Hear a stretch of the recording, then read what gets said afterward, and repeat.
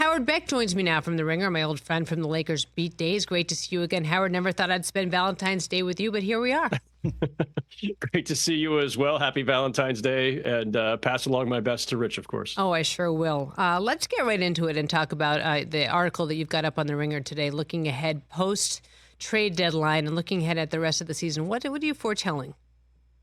Yeah, so the trade deadline last week, by a lot of measures, was kind of a dud. Now, there were a flurry of deals in the last 24 hours, but it was mostly second-tier players and a lot of second-round picks and just reshuffling the deck and, people getting their salary cap in order, that kind of stuff. Not a lot of sizzle, and that always disappoints fans. So we were trying to spin it forward a little. So my piece on theringer.com today is about speculation season, which is all the GMs in the league, Suzy, are now sitting back and going, okay, well, who can we get this summer when the blockbusters usually happen? Because it's hard to make the scale of that kind of move mid-season. You usually have to wait till the summer when there's just a lot more room to maneuver. So that may mean, first of all, that teams are looking at LeBron James going, any chance that he breaks free from the Lakers if he's discontented there? If he does, would they put Anthony Davis on the market? So it's more about questions and speculation than it is about any definitive answers. But along the way, some of the intel I got just in talking to people around the league, everybody kind of expects that the Hawks are moving either DeJounte Murray or potentially even Trae Young. And there's a lot of heat, I feel like, around Trae in particular. And so that's something to keep an eye on. But just across the league, like it's always in today's NBA, who's the next disillusioned star to ask out, right? We've seen Harden do it multiple times, Kevin Durant do it multiple times, Kyrie Irving. He's another one that teams will keep an eye on in the event that the Luka-Kyrie partnership doesn't bear enough fruit in the postseason. So it's just kind of, ruminating on all these possibilities. What about the rumor that came out, the sources saying that the Warriors had made feelers for LeBron with the, I think it was Draymond Green had said, go ahead and do this, but that would reunite, or sorry, not unite, it would just unite Curry and LeBron. And I'm wondering, was there any weight to this, or was this just kind of like a feeler out there? Yeah, a very titillating report from ESPN this morning about that. It's a call, and calls happen all the time. So this is not to discount or in any way diminish the report. It's great stuff, really interesting. The part that I'm not surprised about, and that I don't think anybody should be, is that these are the conversations you are obligated to have in this league. It also noted that Daryl Morey, the Philadelphia 76ers GM, who going all the way back to his Houston Rockets days, turns over every rock, right? Like, not surprising that he made an inquiry about the possibility of, hey, would LeBron be available? It's part of the job, and the bolder GMs, and certainly the ones in a position to do so, are going to ask because, hey, if LeBron did want out for any reason, who wouldn't want to land with Tyrese Maxey and Joel Embiid in Philly? Like, among the places you could go to pursue another championship, that's a logical place. The Warriors and Lakers have the same problem right now, right? Now, LeBron's older than Steph Curry, but the Lakers and Warriors both have a problem with aging cores, aging stars. And yeah, could they have solved each other's problem, or at least in this case, the Lakers solving the Warriors' problem more so? I don't know. There was no information in that story about who would have gone back because, it never got to that stage, right? It wasn't a negotiation. It was just a question. Hey, any chance you guys would do this? No? Okay. All right. We'll go back to the season and see what we can do. And I feel like at this point, LeBron's future really depends on his kid. It seems like he's kind of made it very clear that he wants to play with his son. I mean, so who knows? Yeah, no, Suzy, that goes back like years, back to when Bronny Jr. was like 8 years old or something. I can't remember when we first started having these conversations, or when LeBron first alluded to this desire of his to one day play with Bronny in the NBA. And now we're on the verge of it, right? Like, it could be as soon as next season. Does that mean that a team that drafts Bronny suddenly has the inside track to sign LeBron? Like, LeBron could, here's the funny thing. LeBron has like 50 something million due to him if he picks up his option, and could get that and more if he resigns with the Lakers. He can sign anywhere he wants for the minimum if he wanted to. It's not unprecedented.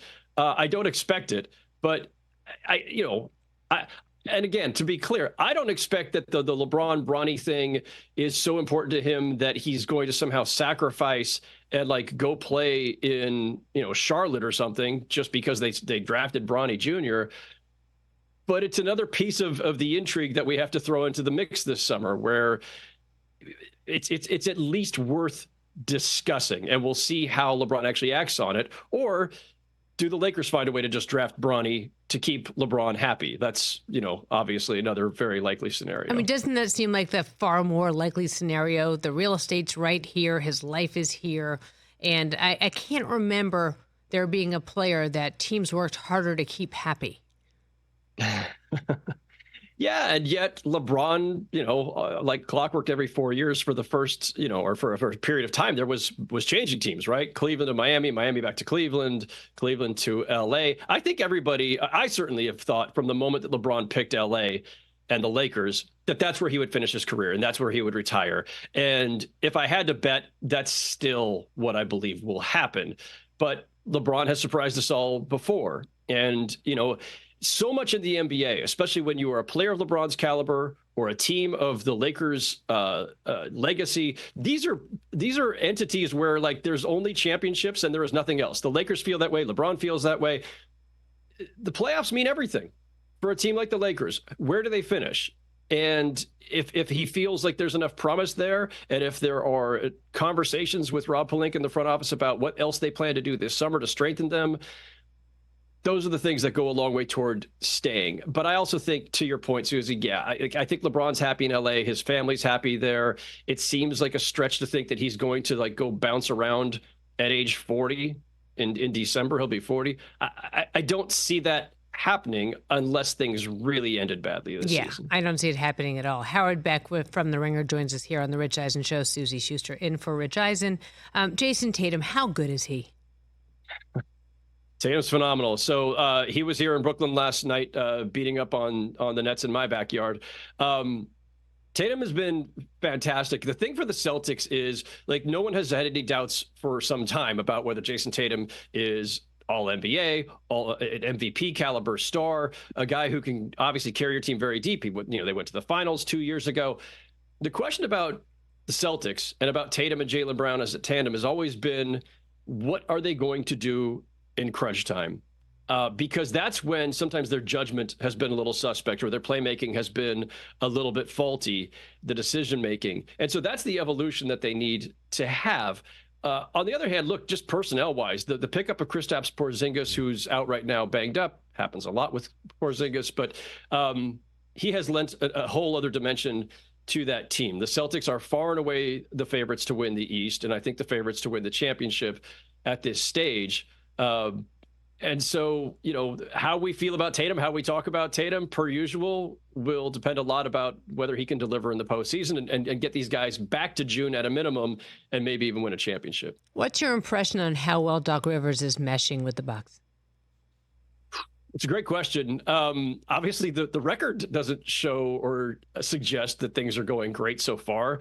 But that team was a little wonky even before he got there. And yes, I know the record was great, but there's a reason that they threw Adrian Griffin overboard when they did, despite that record. They just didn't have the long-term faith that Griffin was going to be the guy to make the right decisions in the postseason. A new coach comes in, even a coach of Doc's caliber, it's a different voice, a different philosophy, different style. He's got to learn these players. They have to learn him. I'm not surprised it's going to be a little bit bumpy, and they've had other bumpy stretches this season anyway. So I think it's at least a little bit alarming. That's fair, considering the Bucks have the highest of expectations, but I wouldn't overreact just yet. And let me ask you this. What are we not talking about? Who are we not talking about that we should be talking about? Probably the Cleveland Cavaliers. I mean, they're having what will probably be their best season, their best non-LeBron season, maybe in franchise history, and certainly in the last 30 years. They've been the hottest team in the NBA over the last month or so. They play phenomenal defense. The offense has really started to click. The concern I think they always had when they got Donovan Mitchell was meshing Mitchell with Darius Garland, and figuring out the Jared Allen, Evan Mobley thing has been a challenge. But they have, with some of those guys out this season, they found a formula that works. Those guys came back. They're healthy now. They're at full strength. And they still keep chugging along. Now, I don't think anybody's expecting the Cavs are going to knock off the Celtics, make the finals, or that they're a threat to win the championship. but they're not that either right now. Like they're really, really good. And the space behind the Celtics in the East is kind of wide open, right? Embiid is out for at least the time being. The Bucks, as we just discussed, are kind of wonky. The Knicks are really banged up. There's a lot of teams vying for number 2 and to try to be the team that presumably will face the Celtics in the Eastern Conference Finals. And the Cavs are as strong a candidate as any right now. And that's the one I think probably no one's talking about. Chris? Hey, Howard. Chris, how you doing, bud? What's up, Chris? 2 teams in the West that are starting to pick up steam, the Warriors and the Mavericks. Who do you like? What do you like about both these teams? Can they make a run and really challenge the top of the West? It's funny because I think logic says to pick the Mavs between the two of those, but I'm not entirely convinced myself that the Luka Kyrie thing is the right way. It feels like they're just like taking turns a lot still as a partnership, and it's, they haven't been together that long, but I don't fully trust that. And I do tend to have a bias toward the team that has the track record and that has Steph Curry and that has still a little bit of that allure and that mystique of a dynasty, right? Like we see it over and over again. Just when we want to write them off, you have another game like Steph had last Saturday, which, was incredible in that shot. And they've caught a little bit of traction again here with Draymond back for the last few weeks. And some of their young guys are starting to pop. Like, I think there's still some life left in the Warriors. I'm not saying they're going to make a run to the finals necessarily this spring, but of the two of them and Dallas, I trust the Warriors more. What do you make of the scoring? I mean, there was that one week where we had 260s and 270s. Is it good for the game? Is someone going to get 80 this year? What has been your read on all of that? It's really interesting. We strain in this league all the time, media and fans do, to try to make these comparisons when we're talking about the GOAT or we're talking about, the 73-win Warriors team versus the 72-win Bulls, or all these comparisons across the eras are inherently fraught because the NBA, I think more than the other sports, evolves so much. The pace of the game, the style of the game. And the tempo right now, the pace of today's NBA game is so high by historic standards, plus the reliance now on the three-point shot, it has just spiked scores, and it has spiked individuals because we're also in an era where we have what has been referred to as heliocentrism, right? You take your best player and you make him the center of your universe, and you just say, do everything. And so you have the ball in your hands more often and more opportunities to get 60 or 70. So it's hard to wrap your head around. And I do think it's kind of warping our historical perspective on the league a little bit statistically, but it's also a blast to watch. I mean, I don't think anybody's complaining in the moment. No, absolutely not. And it does feel like Luka's kind of the guy, right? Who could get an 80-point game this year? I mean, he is the epitome of heliocentrism right now, Luka. James Harden previously, during his Houston days especially, where every single Mavericks possession, it feels like, even though they have Kyrie Irving there, who could do a lot of amazing things with the ball in his hands, Luka controls that offense, it seems like 99% of the time. It's either shooting or passing. And he's also, yes, very, very skilled and can score in a variety of ways. And yeah, like if someone's going to threaten 80, it could be him, but maybe it's Donovan Mitchell. Maybe it's eventually Anthony Edwards. Like there's a lot of really talented scorers in the league right now. You combine that with the pace of the game and how many opportunities they get, the 3-point shot, getting hot for a night. It seems like almost anything is possible. But I'm going to just say no. I don't think Wilt's 100 is ever going to get touched. I mean, heliocentrism is like the antithesis of the triangle. I mean, poor Phil Jackson. TJ, what do you have? Well, I was just going to say, hey, Howard, TJ here. Heliocentrism, we used to have a segment here called Big Word Alert, where Rich would dig into his bag. He pulled out a word we didn't know. That would have been one of them. Look, I got one question, 2 parts. I'm a huge Sixers fan as well as a Clippers fan, and it's been my dream since '99 for those two to meet in a championship. So first things first. You know anything about Embiid, what's going on with his recovery, and what are your thoughts about the Clippers and how they're doing this year? And Howard, just look into your crystal ball. Am I ever going to see this matchup in the finals? Sixers Clippers? Yes. It doesn't seem far-fetched. Probably not this year. I just mean in my lifetime, Howard. In your lifetime. Well, the problem is that the window for the Clippers feels, kind of I don't even want to say the window is small. It's more like the window is like jagged and broken, and you never know when it's just going to like fall on you. Yeah. Kawhi Leonard, has gotten through most of the season healthy, and now suddenly he is a little banged up. What was it, a hamstring, I think they said? So, they've got to stay healthy. They're going to keep these three together, I think, for the foreseeable future. Obviously, moving into a new arena next fall, I think we'll see Kawhi, Paul George, and James Harden together for a bit. But they're all up there in years and a lot of miles on them, and we know the injury histories. But the Clippers have a window, and they're legit. They can make the finals this year. There's no question if they stay healthy. The Sixers, the Embiid thing is really interesting, right? Because the Sixers are kind of messing around. We were just joking around about big words and heliocentrism. The language kind of matters to me as a writer for my career. So when the Sixers are saying things like Embiid has a flap, but it's not a tear. He's having a procedure, but it's not a surgery. Guys, come on, let's be a little more honest with our with our injury reporting on one of the most important players in the league, the reigning MVP. It's unclear to me just how serious this is. The Sixers and Embiid's camp, I think, have intentionally kept this obscure. And there are some rumblings around the league. I've heard people say like they don't think Embiid's coming back this spring at all. The Sixers, everything I've heard from them is absolutely the opposite of that. And listen, the signals they were sending last week, picking up Buddy Hield at the trade deadline, signing Kyle Lowry after he got bought out, like those are indications that you expect your superstar back. Yeah. So I think Embiid will be back. Is it back in time to kind of get back in game shape for the playoffs? Like, what's he going to look like in late April? I don't know, but I expect we'll see Embiid. And I like the moves that the Sixers made over the last 5 days. Okay. I got to ask you, Howard, as a girl mom of a hooper, I love the Sabrina Ionesco Steph Curry challenge coming up. What are you hearing about that? And what's the interest level like? This is so revolutionary.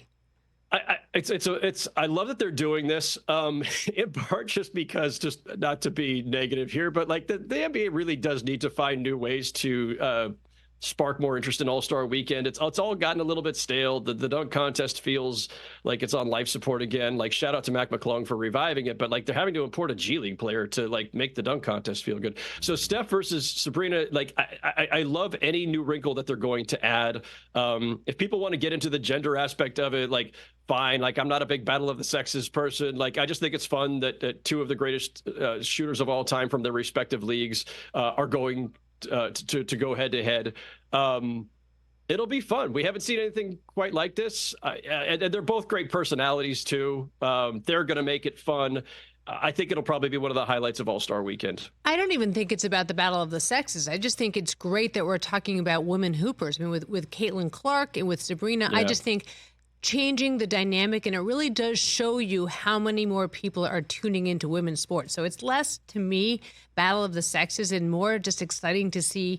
It's just great for girls to go out there and see someone representing them at something so big like the All-Star game. All right, before I let you go, Shaq's jersey was retired in Orlando, and a lot of people are wondering why they did that. It seems to me like, what do you mean, why not? It's a great opportunity to get butts in the seats, but what was your impression of it?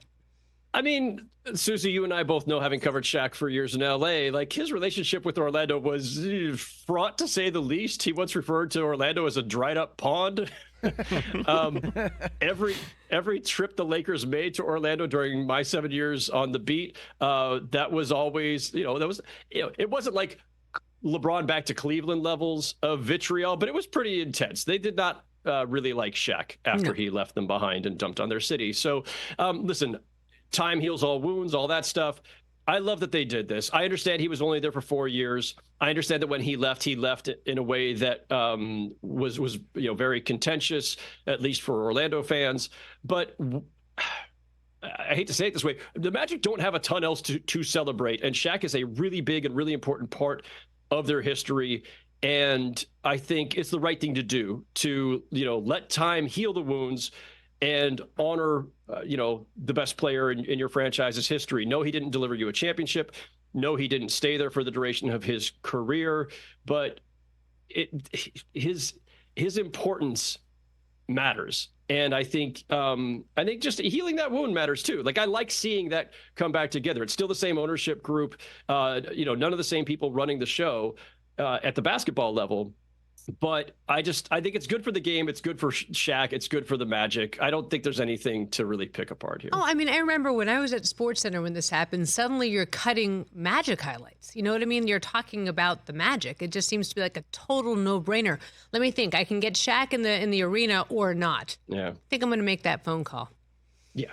Yeah, no, it's a great PR move. It's a great celebration. It's great for your fans. And again, look, this is a good time to do it too, right? Because it's not Shaq coming back at a time when the Magic are, now, still a perennial lottery team with no hope. They've got two really promising young players in Paolo Banchero and Franz Wagner. They're on the rise again. They're a team with a lot of hope and intrigue. They're moving in the right direction. And so it's the right time. It's the right time. And I think it was good for Magic fans to be able to also kind of remember this really vital part of their history when for a time they were the most exciting team in the NBA. Oh my God. Remember when everything was Penny Hardaway? I mean, forget about it. It was. Yeah. Howard, thanks again. It's great to see you again. Hope to have you on next time I'm back in the chair. Absolutely. Great to see you, Suzy. Take care. That's Howard Beck of The Ringer, old buddy. Used to work the Lakers beat with him all the time. Oh, yeah. I mean, I spent more time with Howard for years than I spent with Rich, but that's a whole different show. Hey-oh. Catch the Rich Eisen Show every single day on the Roku channel, 12 to 3 Eastern, for free.